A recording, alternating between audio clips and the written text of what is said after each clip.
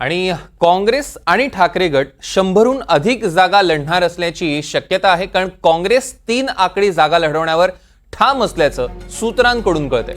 शरद पवार गट 80 जागा लढण्याची शक्यता आहे.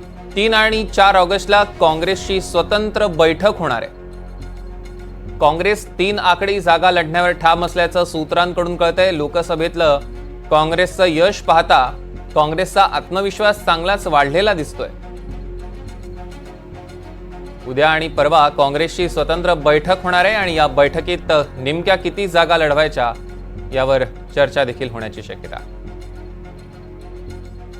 रामराजे शिंदे आपले प्रतिनिधी आपल्या सोबत जोडले गेले, त्यांच्याकडनं अधिकचे अपडेट्स घेऊया. रामराजे, लोकसभेच्या यशानंतर काँग्रेसचा आत्मविश्वास वाढलेला आहे, कारण 3 आकडी जागा लढवणारच यावर ते ठाम आहेत.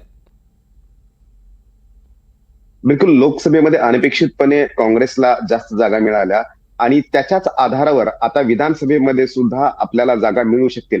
कारण काय की महाविकास आघाडीनं एक माहिती काढलेली आहे, ती म्हणजे की लोकसभेमध्ये कोणकोणत्या विधानसभा क्षेत्रामध्ये तिथले स्थानिक ज्यांच्याकडे जागा आहेत ऑलरेडी ते पुढे आहेत, त्यामध्ये काँग्रेसचे जागा पुढे असल्याचं त्यांना दिसून आलेलं आहे आणि तिथे त्यांना मदत होऊ शकते. आणि म्हणूनच 3 आकडी जागावर लढण्याचा ठाम विश्वास जो आहे तो काँग्रेसनं व्यक्त केलेला आहे.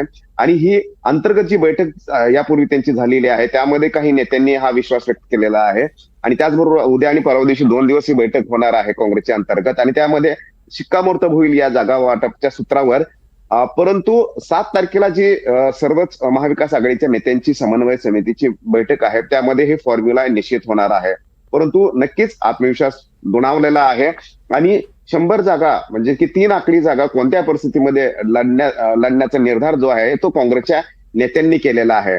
आणि आताची परिस्थिती पाहता विधानसभेमध्ये आपण जिंकू असा सुद्धा त्यांना आत्मविश्वास आहे. परंतु इतर पक्ष म्हणजेच की या तिघांमध्येही मोठा भाऊ कोण असणार या संदर्भामध्ये रस्सीखेच चालू आहे.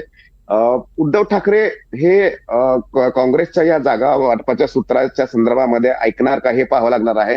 आणि शरद पवार यांना सर्वात कमी जागा मिळत आहेत, 80 जागाच्या आसपास मिळत आहेत. तर शरद पवार यांचं सुद्धा म्हणणं अतिशय महत्वाचं आहे, कारण शेवटी हा धागा जो बांधलेला आहे महाविकास आघाडीचा तो शरद पवार यांनी बांधलेला आहे. त्यामुळे पाहावं लागेल की या तिघांच्या बैठकीमध्ये सूत्र कोणतं निश्चित होत आहे. निश्चितच रामराजे, या संदर्भातले अधिकचे अपडेट्स आम्ही तुमच्याकडून घेऊ. तुर्तास धन्यवाद.